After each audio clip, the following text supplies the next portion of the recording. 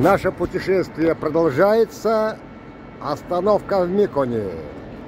Здесь в поезде номер 22 я познакомился со спортсменами из... Всем привет из Москвы. Звать? Антон. Вас звать? Ира.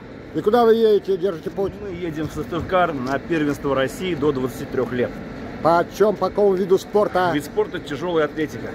А вы тоже? Да. Вы тоже так тяжелой атлетикой занимаетесь? Конечно, я тренер, она спортсмен. Отлично. Спортсмен должен Так. быть с нами меньше. И здесь у нас А здесь указатели. Выбор, куда же нам ехать?